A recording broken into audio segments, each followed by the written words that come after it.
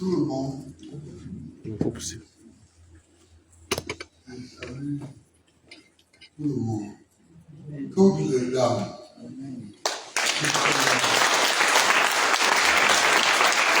Vous savez, votre mouvement avait été créé pour m'accompagner dans ma campagne présidentielle. Mais hélas,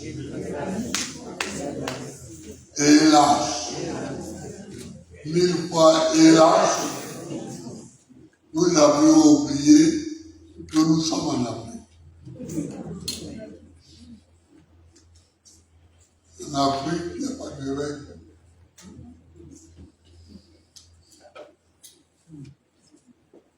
L'adversaire a effacé ce nom tant gênant.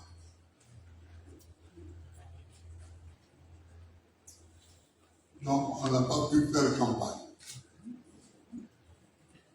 Je vous remercie néanmoins d'avoir été mobilisé et d'être resté mobilisé. Je vous remercie. Mais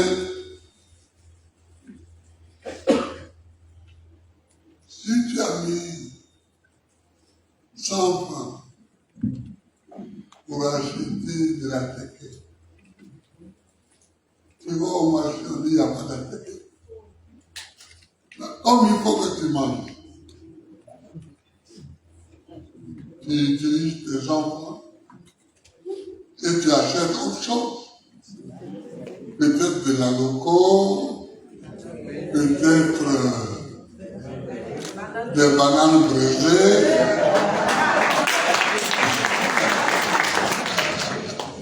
peut-être des lignans bouillis.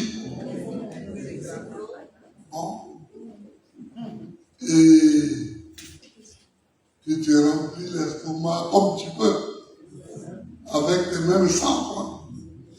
Ils n'ont pas pu acheter la ticket, mais ils ont acheté des lignans bouillis ou de la banane brisée.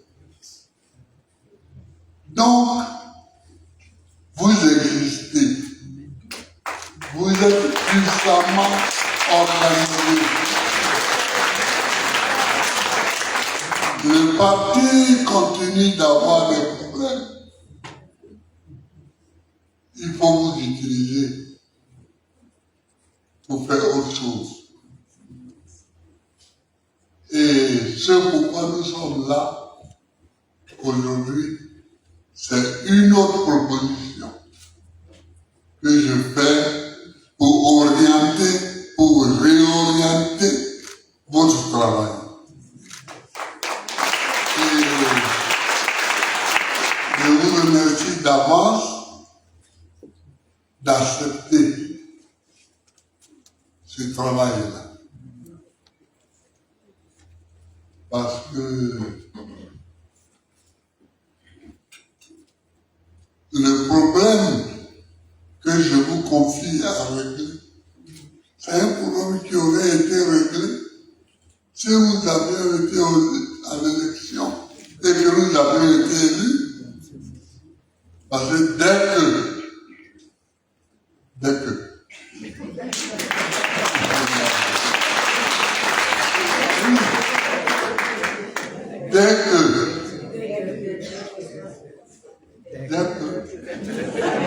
voilà, tous nos camarades seraient sortis des lieux injustes de la détention. Il faut que vous réfléchissiez à ça.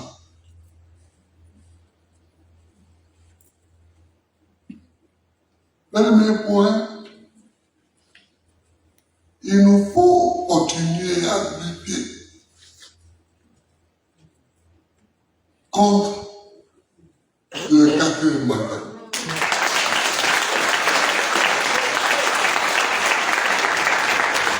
Parce que en Afrique, on se demande pourquoi il y a toujours des problèmes. Mais il y a toujours des problèmes. Parce que nous écrivons des textes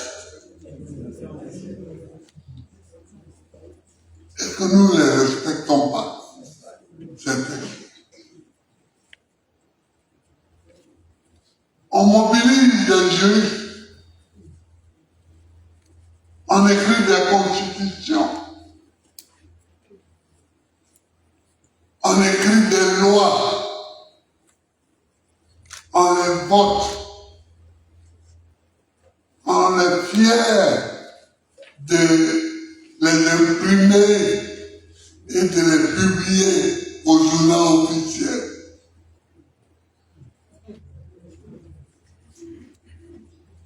Et quand quelqu'un nous pose des questions, on dit, mais voyez au journal officiel, le texte s'y trouve. Nous l'avons pris il y a quelques mois. Mais quand il faut l'appliquer, on ne l'applique pas. Si la Constitution écrit qu'un citoyen ne peut pas faire plus de 2 mandats, pourquoi sommes-nous à la veille d'un 4e mandat? Pourquoi? Est-ce qu'on peut accepter ça? On ne peut pas l'accepter. C'est anticonstitutionnel. Et dès qu'on dérape de la Constitution, on dérape déjà de tout. On dérape de tout.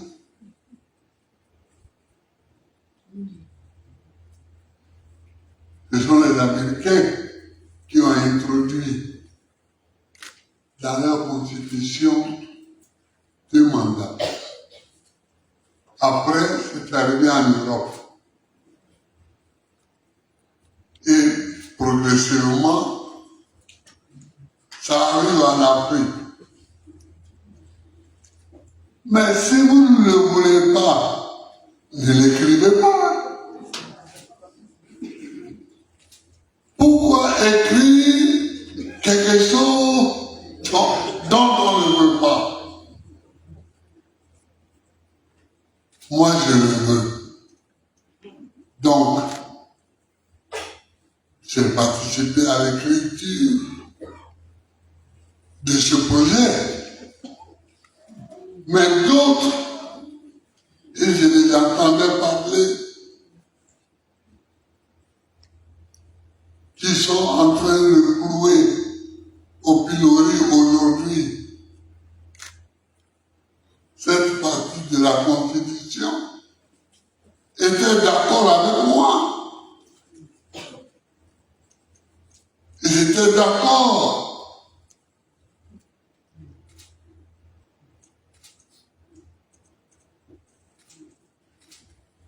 Cette Constitution a été votée avec plus de 80% de voix en référendum. Je parle de 2000.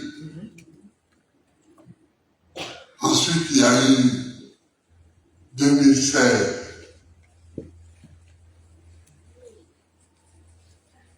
Toujours la même disposition existe. Pourquoi, chers amis, posez la question à tous ceux qui veulent discuter politique avec vous. Pourquoi devons-nous écrire ce que nous ne voulons pas faire?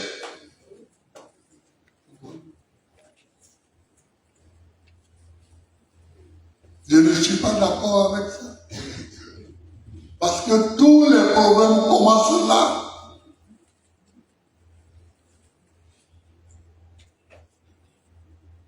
Si vous dites à un avocat d'aller plaider un cas, mais l'avocat, il s'appuie sur le droit, il s'appuie sur les lois. Mais s'il va et que le juge dit qu'il n'a rien à faire de cette loi, mais de quoi voulez-vous que l'avocat parle? De quoi voulez-vous que l'avocat parle? Parce que lui, son travail, c'est la loi.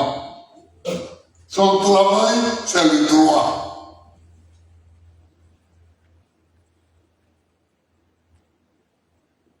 Donc, soyons sérieux. Soyons sérieux en Afrique. Soyons sérieux. Respectons ce que nous écrivons et ce que nous affichons et ce que nous publions.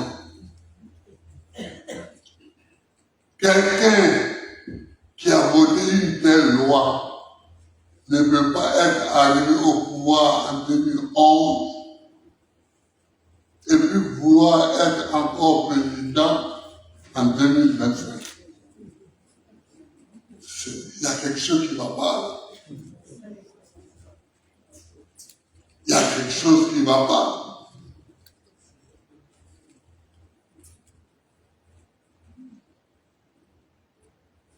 D'abord même, la manière d'arriver au pouvoir, la manière même d'arriver au pouvoir.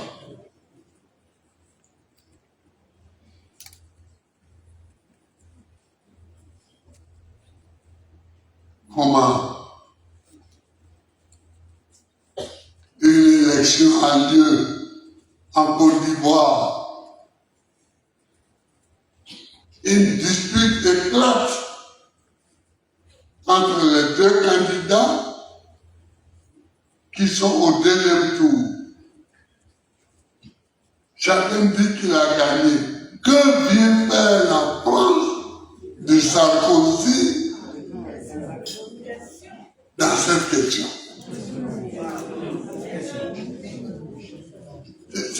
C'est une question simple qu'il faut qu'on se pose.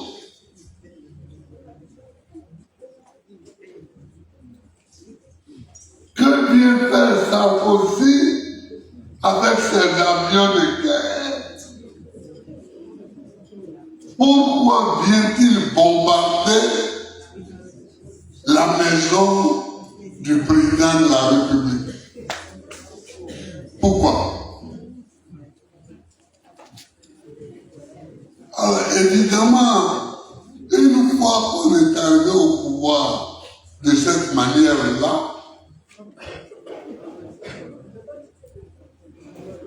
on croit que on peut tout changer avec des bombes.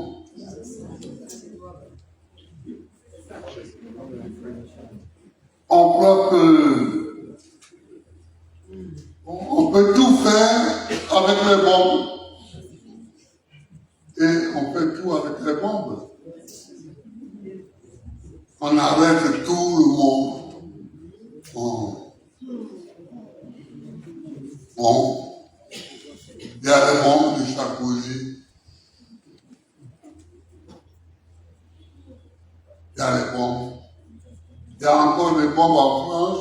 Donc, on peut y aller. Mais le temps change.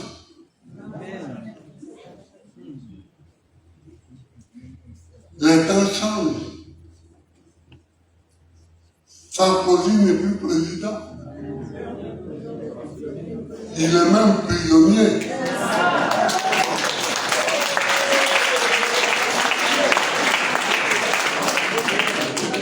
il est même prisonnier, donc les temps changent.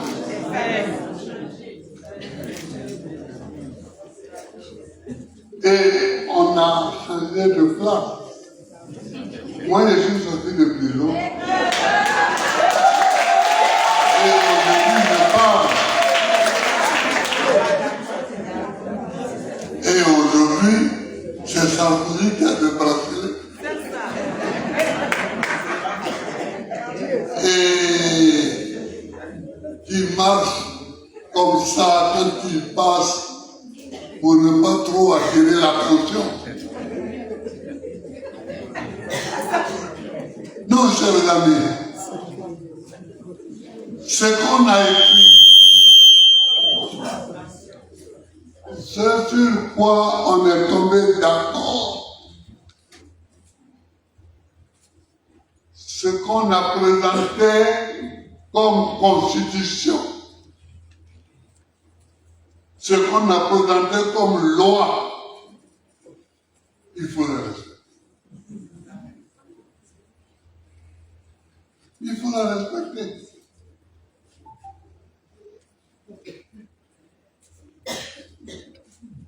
Il faut la respecter. Moi, j'ai dit souvent aux amis avec qui je cause, j'ai dit, mais vous fouez. Son péché, ce n'est pas d'être resté 33 ans au pouvoir, d'être resté président 33 ans. Dans sa constitution, dans la constitution de la Première République, il n'y avait pas de limitation du mandat. Donc, s'il vivait même, il pouvait même continuer jusqu'à 40 ans, 45 ans. Mais, ce qu'il a fait, contrairement à l'article 7 de la Constitution de la Première République, il a fait un parti unique. Et c'est ça sa faute. L'article 7 prévoyait le multipartisme. Puisque il a copié sur la Constitution de Brie, à l'écriture de laquelle il a participé. Il a copié sur la Constitution de Brie, la Constitution de la 5e République, qui est la Constitution de Gaulle, mais qui a été mise en forme par Debré.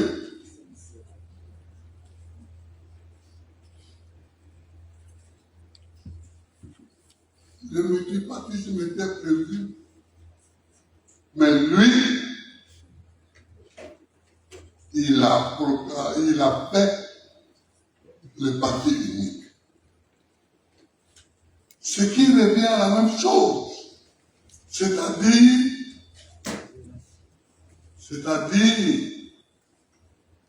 que ce qui a été écrit, publié, écrit, imprimé dans la Constitution, publié au journal officiel, n'a pas été respecté. Il faut qu'on respecte ce qui est écrit.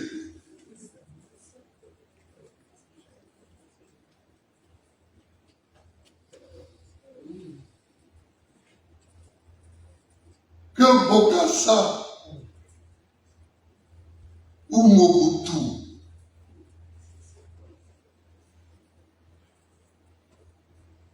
se conduisent comme ça, ça ne m'étonne pas beaucoup.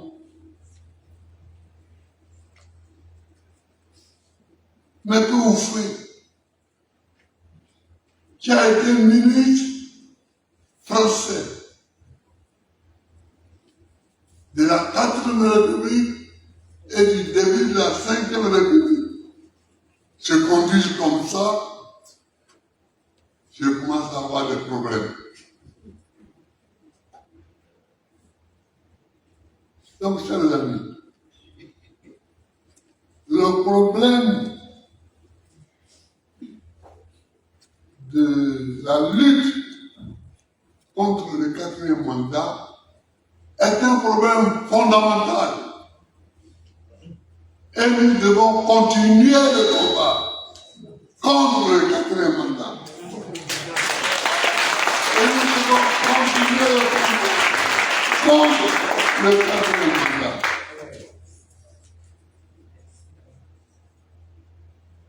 C'est-à-dire que nous devons continuer à lutter contre tout ce qui est anticonstitutionnel. Et ce n'est pas des juristes, comme il y en a ici, qui vont me donner tort sur ce point-là.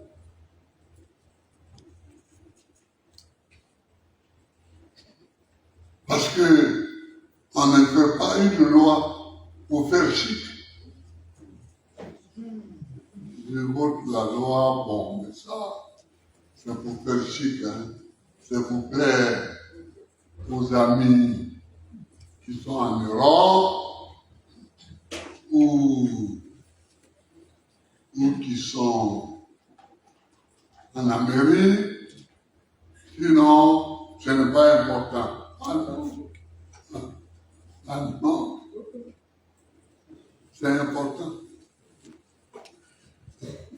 C'est important. Donc, voilà le problème central. Voilà le problème central. Le problème à cause duquel on a arrêté tous nos amis.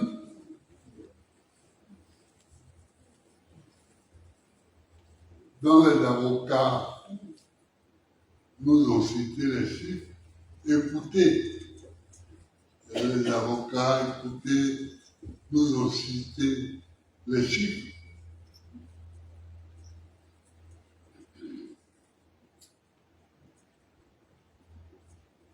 Voilà ce pourquoi tout ce débat avec sa sous-commission pour aider les gens.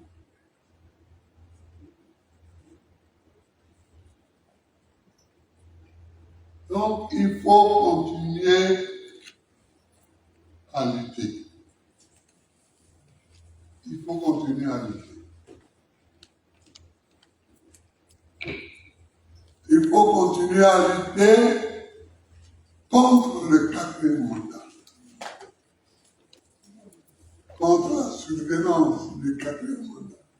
On ne peut pas accepter que dans un pays qui a cette constitution-là, un citoyen veuille faire 4 mandats. Avec cette constitution-là, tu veux faire 4 mandats, mais d'où tu sors? D'où tu sors? Tu n'as pas vu, tu es qui? Oui, pourquoi tu vas faire 4 mandats? Donc, voilà le point principal. Ne l'oubliez jamais que ce pourquoi nous sommes rassemblés ici, c'est parce que nous avons lutté contre le 4e mandat. Et parce que nous avons lutté contre le 4e mandat, on a arrêté plus de 1000 personnes.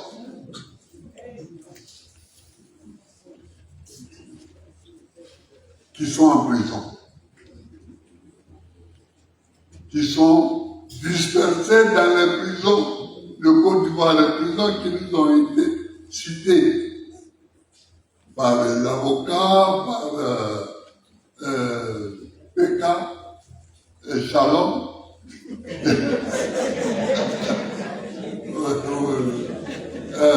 Donc, voilà. Ils sont donc en prison. Mais ils sont en prison et Madame Dosso, Charles Rodel, a fait pleurer les gens. Elle a fait pleurer les gens. Nous avions tous les larmes aux yeux quand elle parlait. Parce qu'en Afrique, la plupart de ceux qu'on arrête quand il y a les manifestations politiques, ce sont les hommes. Il y a des femmes même qui sont arrêtées. Je ne dis pas le contraire. Il y a des femmes. Mais la plupart de ceux qui sont arrêtés, ce sont les hommes. Or, dans la plupart des foyers, ce sont les hommes qui vont au boulot chaque matin et qui rapportent l'argent pour l'habitant.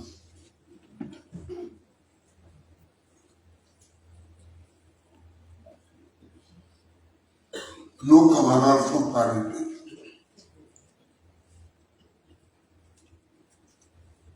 Nos camarades sont arrêtés.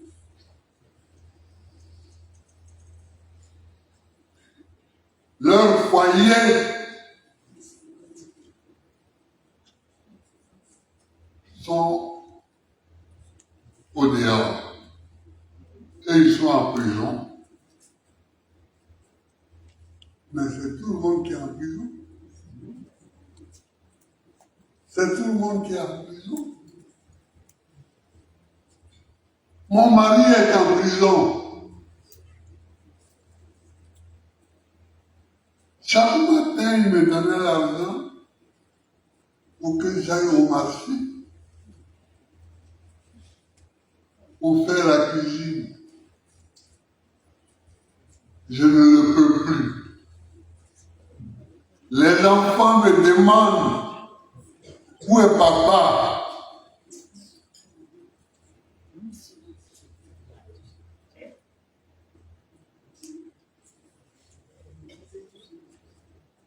Qu'est-ce qu'on fait? On abandonne? Non! Est-ce qu'on abandonne? Non! Est-ce qu'on peut abandonner? Jamais! Jamais! Voilà. Donc, il faut lutter, continuer de lutter contre le quatrième mandat. Mais en même temps, il faut assister les familles qui sont à la maison.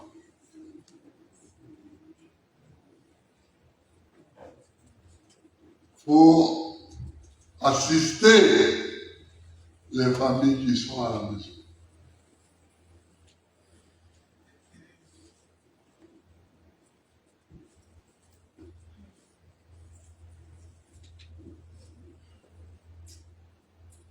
Il faut les assister. Quand je dis les assister, ce mot a plusieurs significations. La première signification, c'est qu'il faut aller saluer Madame Charles Dosso. Pour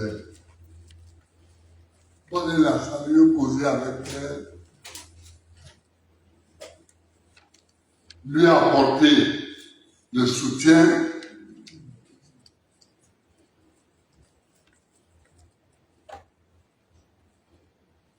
toute façon, je me rappelle, quand il est rentré au gouvernement,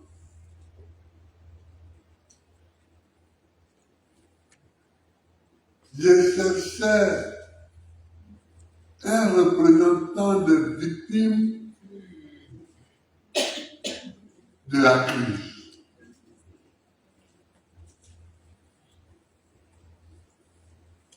En 2010. Et on m'a présenté deux associations.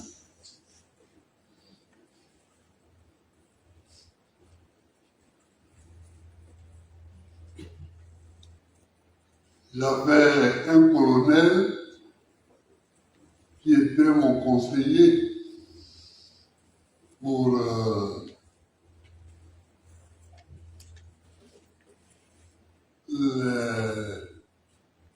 les victimes de la guerre.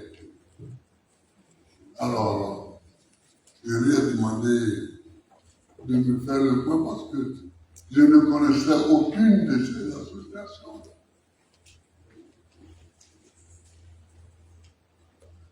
Il m'a fait le point et celle de Joseph Rodel était la mieux structurée, la mieux pensée et la mieux tenue. Donc, on l'a pris comme secrétaire d'État chargé des victimes de guerre. C'est comme ça qu'il est rentré au gouvernement. Alors, évidemment, quand on m'a arrêté, eux aussi,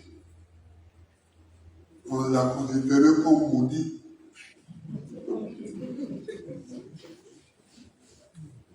On les a considérés comme maudits.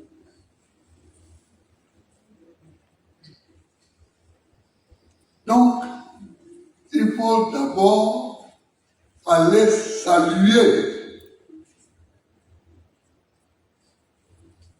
les familles. Si ce sont des femmes qui sont arrêtées, allez saluer leurs maris, les familles. Oui.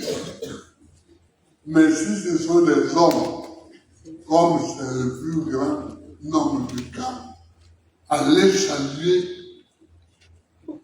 les enfants et les épouses, tout. Il faut les saluer.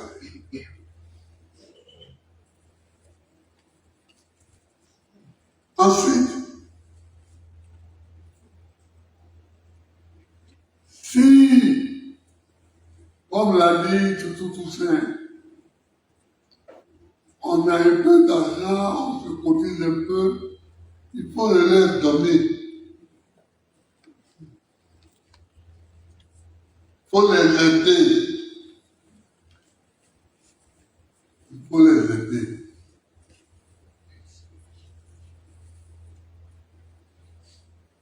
Il faut les aider. Vous avez compris? Il faut les aider. Parce que une salutation verbale, simple, ça ne nourrit pas son homme. Ça ne nourrit pas son homme. Quand l'enfant doit acheter son cahier d'école, le fait d'être venu le saluer et jouer avec lui, c'est bien. Mais ça n'achète pas son cahier d'école.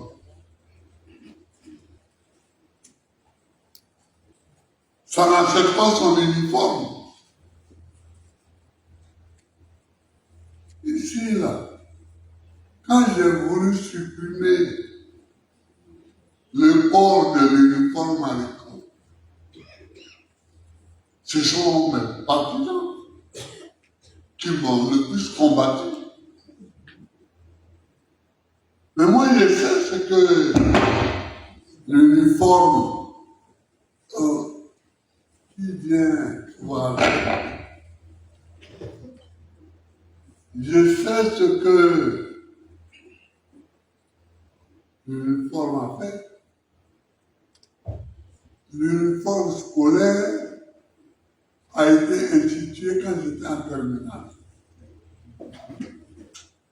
au lycée classique. L'année scolaire 1964-1965.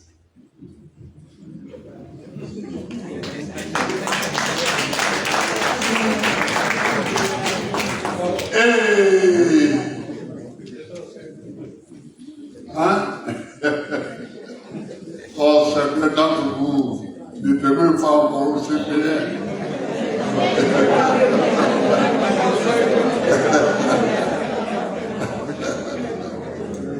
Oui, donc, quand on a institué l'uniforme,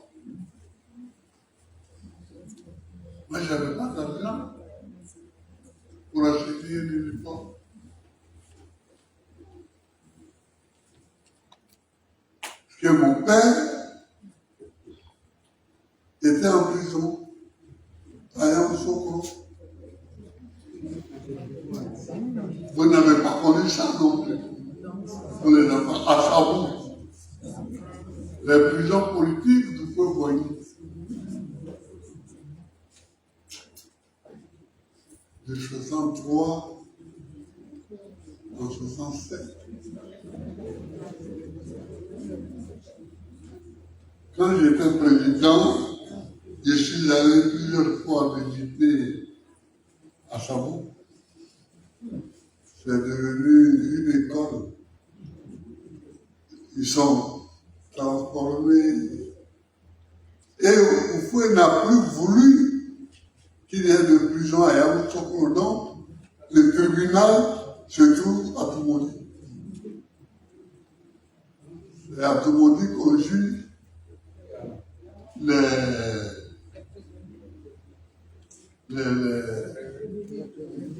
cas de Yamoussoukro. Et j'avais pas. Et un matin, j'allais en classe, je quittais le dortoir pour aller en classe. Et les surveillants m'ont appelé.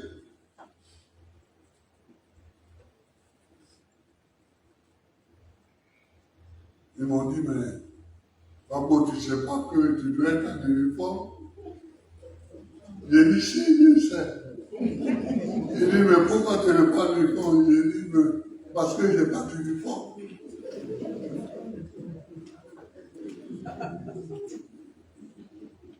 Mais ils m'aimaient bien, les surveillants.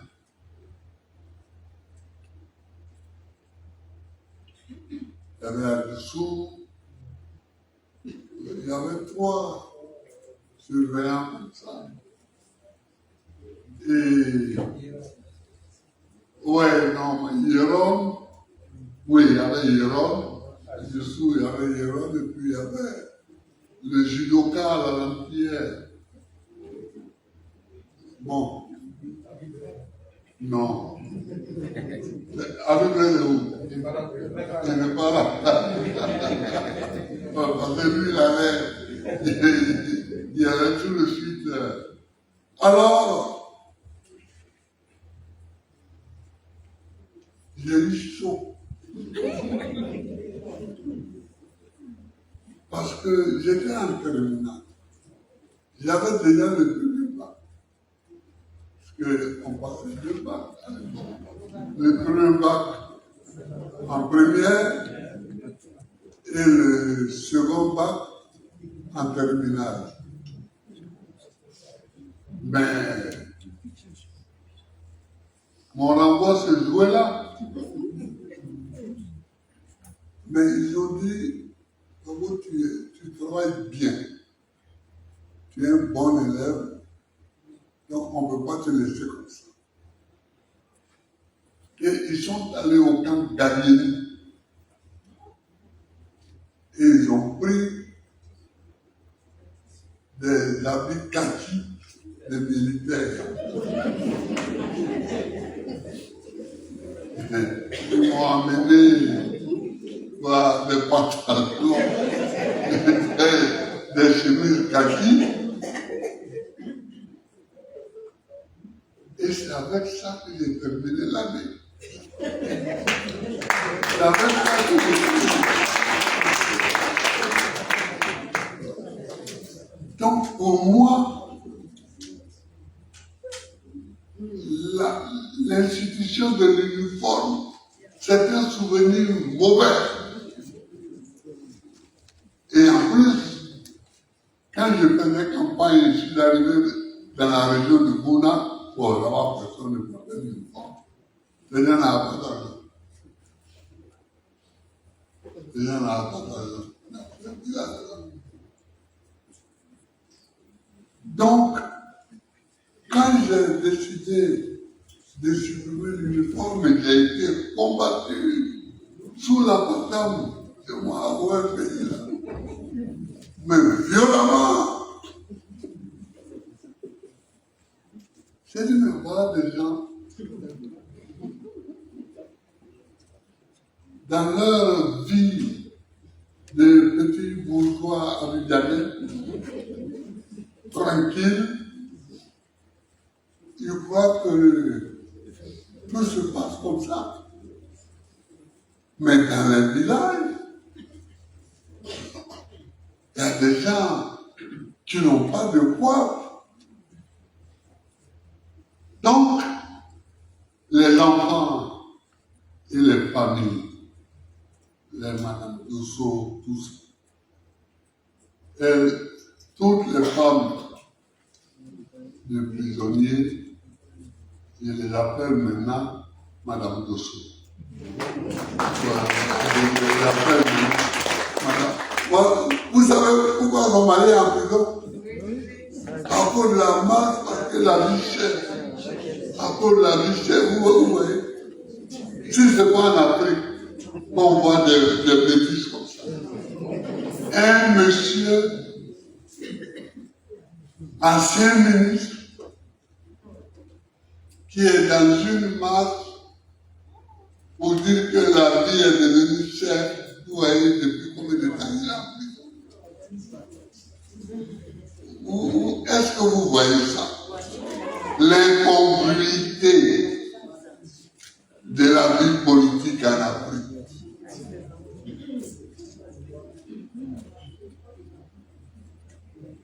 Bon, donc, il faut les assister, eux, les familles, les foyers. Mais il faut aussi les assister, eux, les prisonniers.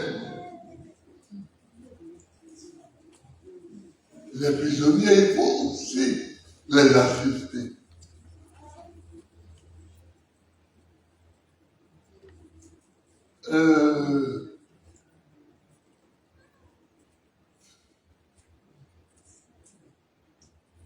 En 92, j'étais en prison. Odette aussi. Je me souviens que Agnès et son mari venaient souvent nous rendre visite. Le DIRCAB et notre ami Berce Moreau venaient aussi nous voir. Mais nous, on avait une chance. On avait une chance. C'est que les grands planteurs, les 500 Paou, le gars d'Avassou,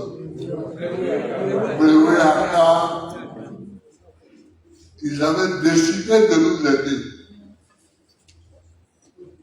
Donc, chaque mercredi, Mais oui, Akab venait avec sa bâchée remplie de vie.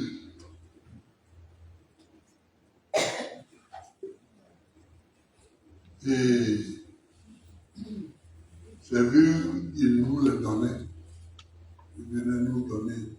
Moi, évidemment, le petit bourgeois, j'avais mon ami Dominique Kanga qui venait avec un mets concocté à l'hôtel Ivoire. Il venait avec un mets de l'hôtel Ivoire. Mais les planteurs qui venaient avec le vie. Et Apoun Laurent, nous l'avions surnommé à cause de ça Abdallah. Comme un Mauritanien, qui parce que sa cellule avait été transformée en oui, en magasin de vivres. Donc il y avait les sacs de riz, les bouteilles d'huile, les tomates, tout c'était là-bas. Et chaque jour, les gens faisaient la cuisine dans le bâtiment des assimilés, faisaient la cuisine et on mangeait. Et on mangeait. C'est comme ça que nous avons passé. Les dames nous envoyaient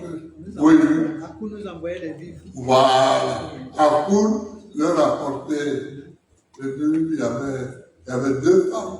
Il y avait Odette et puis Simone. Voilà. Et Apoun leur apportait leur part. Leur part de vivre. Donc, il faut les aider, les Madame Dosso. Ouais.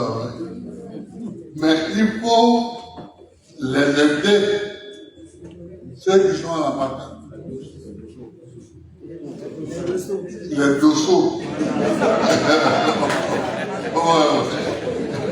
Il faut les aider, les Dosso, et qui dorment quelquefois à 28 par cellule.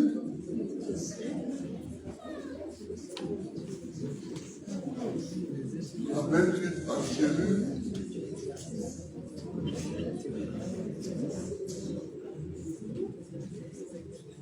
Donc, il faut donc les aider.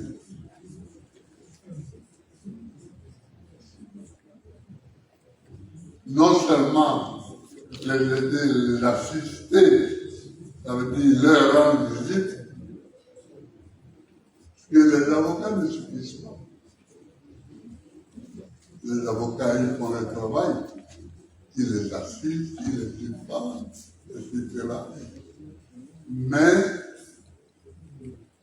il faut leur rendre visite et il faut leur apporter aussi des bienfaits ou des biens.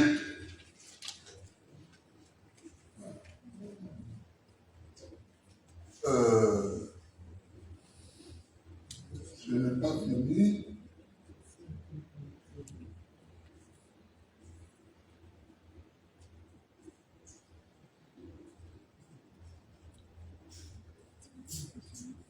Qu'est-ce que vous faites? Il filme. Oui, mais ça a l'air d'être une affaire de sorcellerie.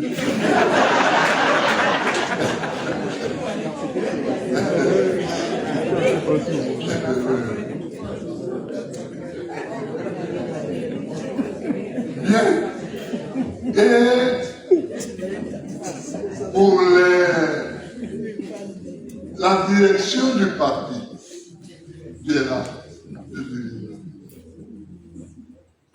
il faut mobiliser les ressources.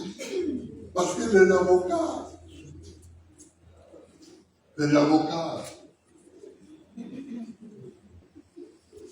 on ne va pas les payer avec de beaux sourires. C'est leur métier, c'est leur boulot. Même si on sait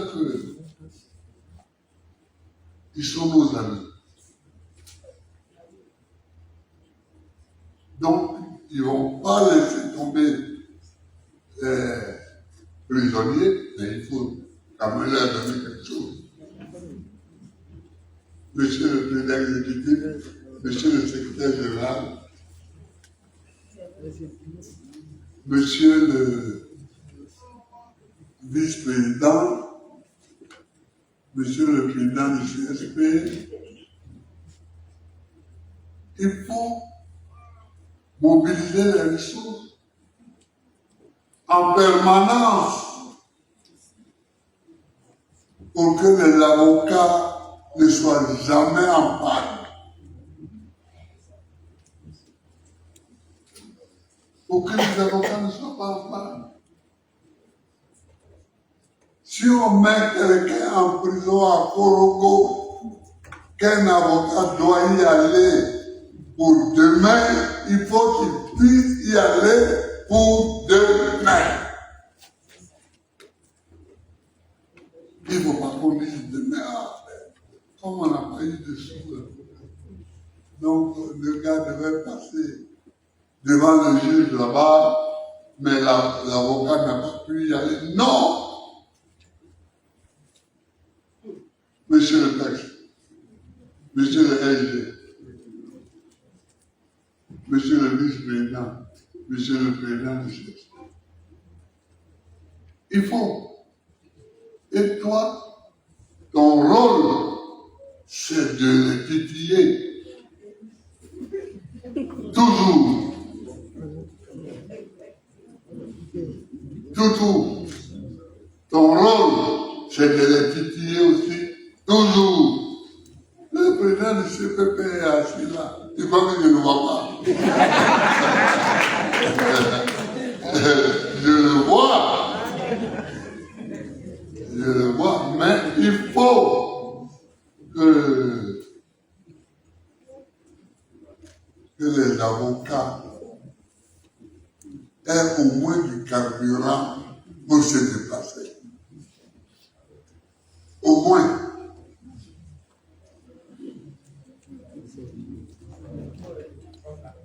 Ils doivent avoir mieux que du carburant.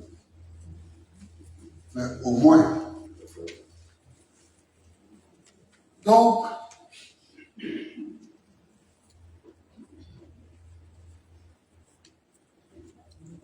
monsieur le président exécutif, monsieur le secrétaire général, monsieur le président du CSP, monsieur le président du CSP, monsieur le vice-président, mesdames, madame Wabo,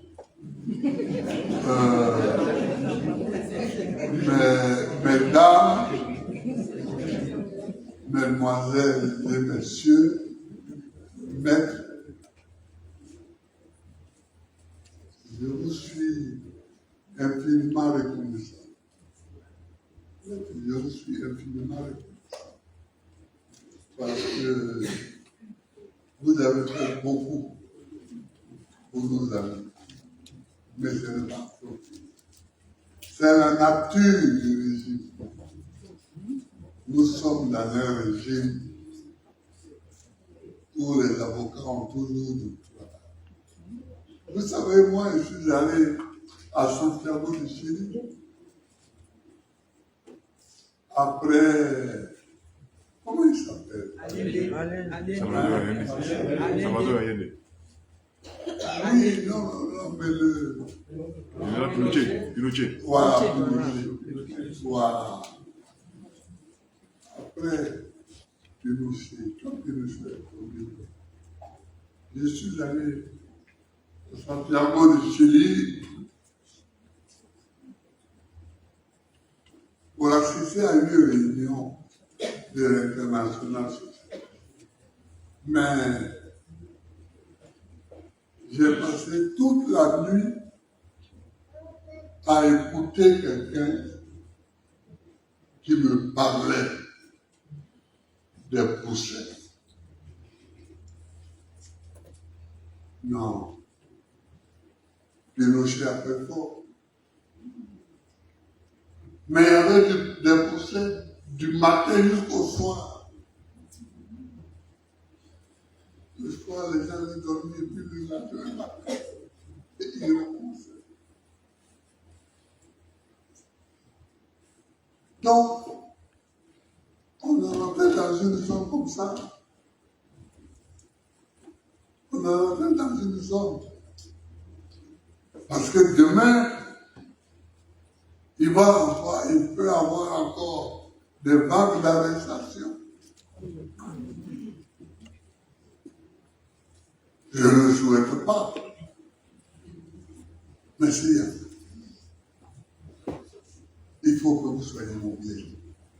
Maître, il faut que vous soyez mobilisés. Où est votre doyen? Voilà. Maître, voilà. Mais c'est Bamba. Maître Bamba. Soyez mobilisés. Je vous remercie pour ce que vous avez déjà fait. Mais il faut que j'ai à vous remercier pour ce que vous allez faire demain. Merci. Merci. Merci. Alors, chers amis, voilà ce que M. Attard, Emmanuel, vous qui êtes coordinateur, voilà ce que j'ai à dire. Voilà ce que j'ai à dire. Il faut chaque fois courir entre la direction du parti, la présidence des messagers et moi. Il faut courir pour que tout le monde soit au travail.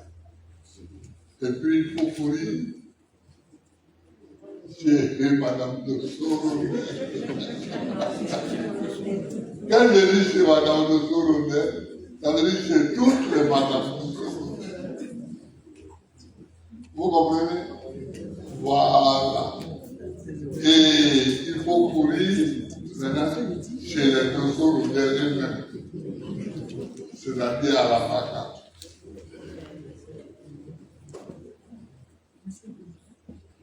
Les représentants des droits de l'homme. Oui. Les représentants des droits de l'homme, oui, c'est quel Lido, oui. Hein? Le Conseil national des droits de l'homme, c'est Ah oui, et puis? Ah, ok. Merci, asseyez-vous. Je vous remercie d'être venu. Mais je vous demande de nous aider. Hein? Je vous demande de nous aider. Pas d'être partisan. Non. C'est pas ce que je veux dire. Je ne vais pas vous compromettre. Mais que vous disiez la vérité. Que vous disiez la vérité. Que vous disiez la vérité. Moi, mon seul pays de référence, c'est la France. C'est là où j'ai vécu. Quand j'étais étudiant, c'est là où j'ai vécu quand j'étais en exil politique, etc. Mais Bon, dans les autres pays, je suis allé même. En Angleterre, en Espagne, tout ça, en Italie. Je suis allé, mais je n'ai pas vécu là-bas. Ce que j'attends de vous, s'il vous plaît, c'est la vérité. Il faut dire la vérité. Quand vous dites la vérité, ça nous aide beaucoup. Ça nous aide. Parce que on ne peut pas défendre des cas si soi-même on se met dans le mensonge. Donc nous, on n'a pas intérêt à se mettre dans les mensonges. On a intérêt à dire la vérité. Et on attend de vous que vous disiez la vérité. Chers amis, c'est ce que j'avais à vous dire.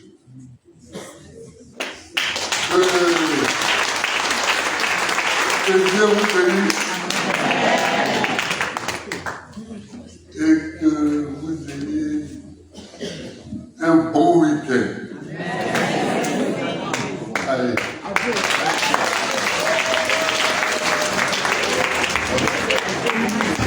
Faut pas être discret. Le président Laurent Gbagbo vient de recentrer le débat. Le président Laurent Gbagbo vient de déplacer le curseur. Le président Laurent Gbagbo vient de sortir où personne ne l'attendait. Pour ceux qui pensaient que le 4e mandat, c'était une affaire passée et dépassée, le président Laurent Gbagbo vient de redresser le curseur. Moi, je l'avais dit. J'avais dit à tous ceux qui voulaient aller aux élections, ne vous inquiétez pas. Ne vous précipitez pas. N'ayez pas une pression pour aller à ces élections. Ils ne sont ni démocratiques, ils ne sont ni légitimes. Il y a beaucoup de pertes en vies humaines. Il y a beaucoup de condamnés injustement. Pour une violation de la Constitution, on a plus de 1800 personnes incarcérées. Il y a des personnes qui ont été tuées. Le PPACI dit, ils ne vont pas aux élections présidentielles. Et vous pensez qu'ils vont décider de ne pas partir et rester tranquille, croiser les bras très bien sagement? Non, non et non. Le président Laurent Gbagbo vient de dire clairement que le 4e mandat n'aura pas lieu. Où M. Alassane Ouattara sort pour croire que lui, il fera un 4e mandat. C'est ce que le président Laurent Gbagbo vient de dire. Où M. Alassane Ouattara sort pour croire que lui, Ouattara, il fera un 4e mandat en Côte d'Ivoire. Le président Laurent Gbagbo dit que le 4e mandat n'aura pas lieu en Côte d'Ivoire. Que le combat ne fait que commencer. Alors il faut se préparer pour continuer ce combat. Voilà ce que je disais à tous ces cadres qui avaient décidé d'aller contre la parole du président Laurent Gbagbo. Il leur disait, vous n'avez pas besoin de vous précipiter. Parce que si ce monsieur se lève pour vous dire qu'il n'y aura pas de 4e mandat, ça veut dire que derrière, il y a une stratégie qui va suivre. Si ce monsieur se lève pour dire que oui, participer à une élection, c'est le rôle de tout parti politique. Mais aujourd'hui, le moment n'est pas idéal. C'est parce qu'il sait que, à l'heure actuelle, en l'état, la chose prioritaire à faire n'est pas d'aller bagarrer pour être député. La chose légitime à faire, c'est de se mettre contre ce 4e mandat. Oui, c'est aussi ça qui est la vérité. Et il faut le dire clairement. Vous qui avez donc pris vos pieds pour aller déposer vos candidatures, qui êtes encore PPACI dans l'âme, retirez vos candidatures. D'une manière ou d'une autre, même si la CEI, le Conseil constitutionnel décide de refuser de retirer, déclarez-vous déjà que vous n'êtes pas candidat. Déclarez-vous déjà absent. Ça ne sert à rien. Le combat est contre le 4e mandat. Ce n'est pas aux élections où vous allez là. Vive le président Laurent Gbagbo. Vive la vraie République de Côte d'Ivoire. Celle qui est démocratique et qui protège ses enfants. Celle qui travaille pour le bien de tous ses enfants. Vive la Côte d'Ivoire tout simplement. La lutte ne fait que commencer. Et la patrie ou la mort, la meilleure opposition gagnera le combat avec l'aide de Dieu. Partagez massivement cette sortie du président Laurent Gbagbo qui nous fait droit au cœur. Et on se voit pour d'autres vidéos aujourd'hui.